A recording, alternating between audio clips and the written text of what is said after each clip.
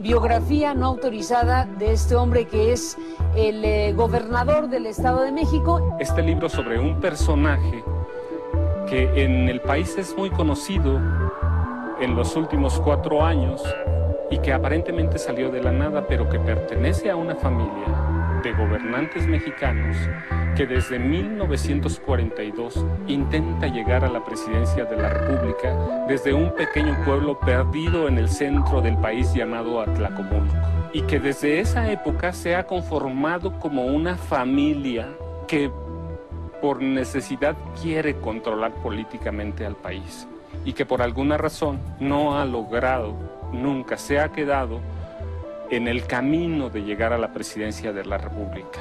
Cada uno de sus personajes que lo ha intentado se ha quedado en el camino. Uno perdió con Miguel de la Madrid, el otro perdió con Roberto Madrazo, y cada uno se ha ido quedando.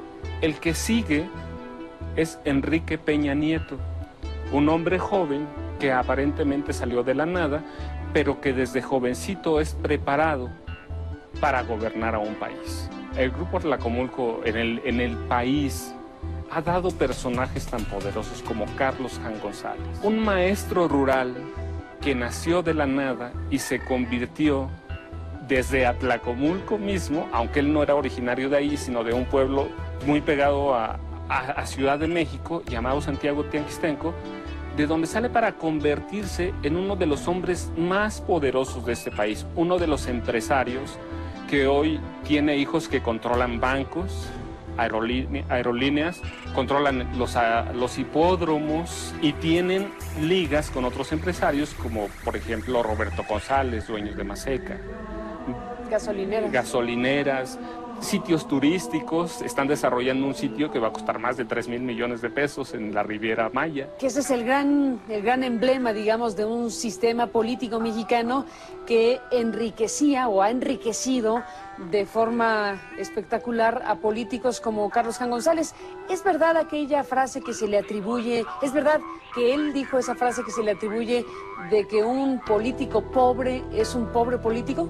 Sus hijos dicen que no es de él, pero históricamente se ha dado como verdad que es de Carlos Jan González. E históricamente los políticos de Atlacomulco han intentado enriquecerse para mostrar que los políticos valen, para influir, cuya fortuna, por ejemplo, se estimaba o se estima todavía muy superior en 3,000 millones de dólares.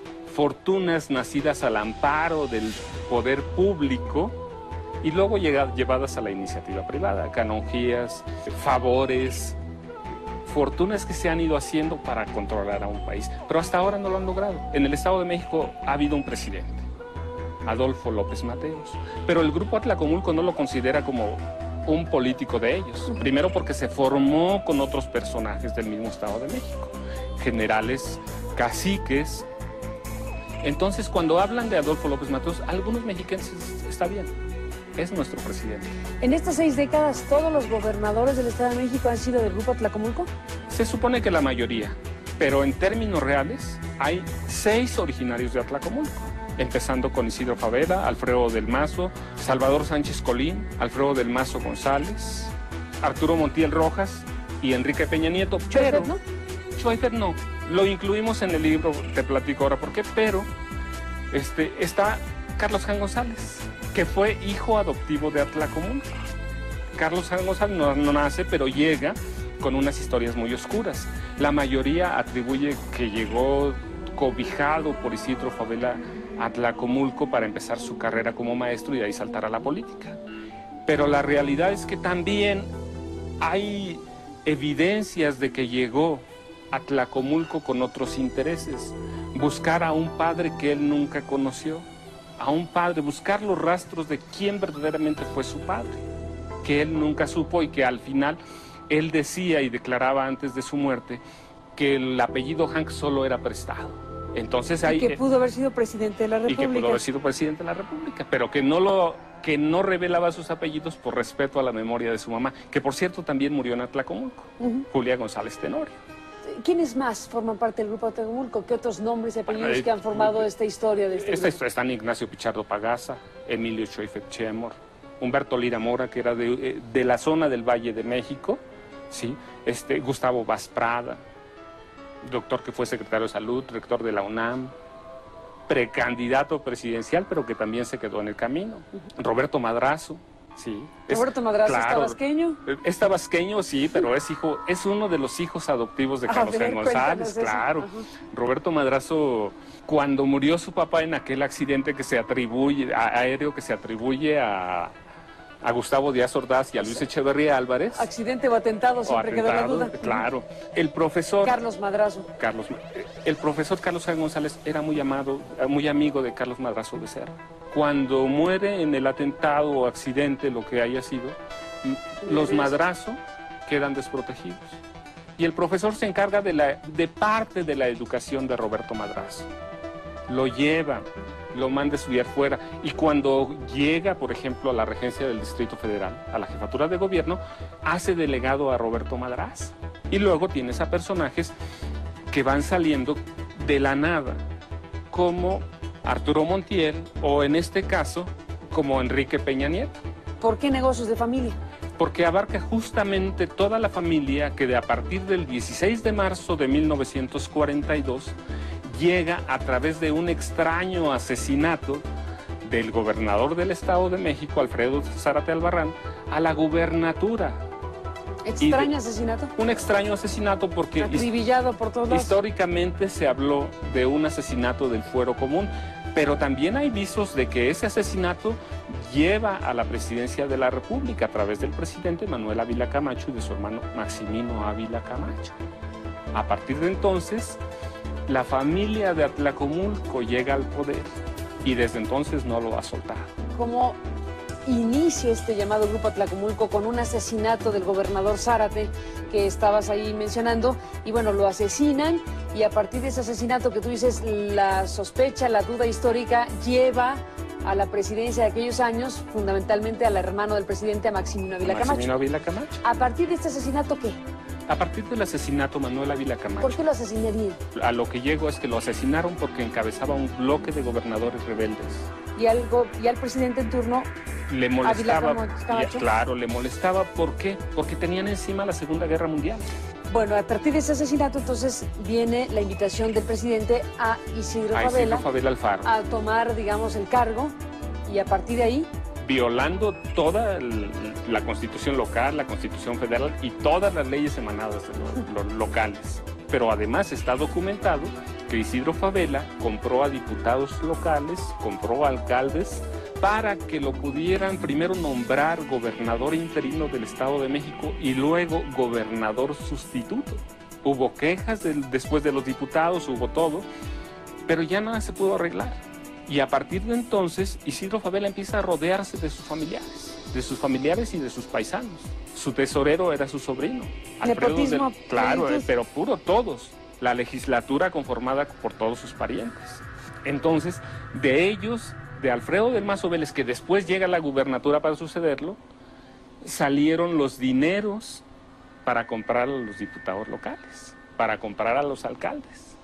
Y a partir de ahí una cadena de gobiernos y de estructuras de poder y de negocios a lo largo de 6 décadas que nos han llevado a tiempos más recientes, por ejemplo, como Arturo Montiel, el gobernador antecesor de Enrique Peña Nieto, el actual. Y su tío.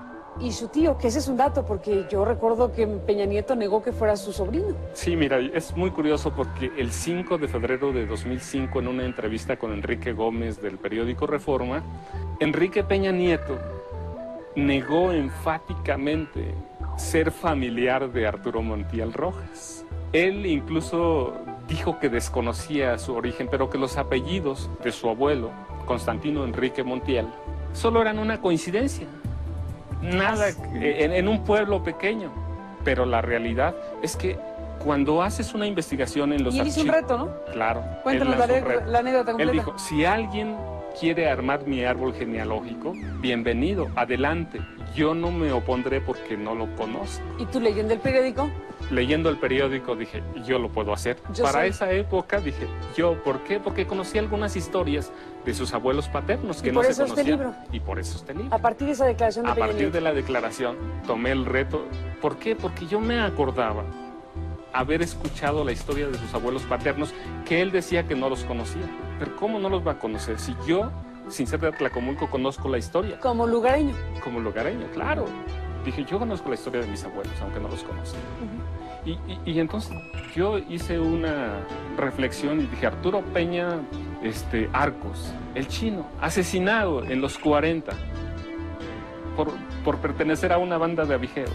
Y luego dije, pero también conozco a su bisabuelo, Severiano Peña, varias veces a candidato, alcalde de un municipio llamado Acambay, que es colindante con Atlacomulco, asesinado por la espalda también, por problemas ejidales.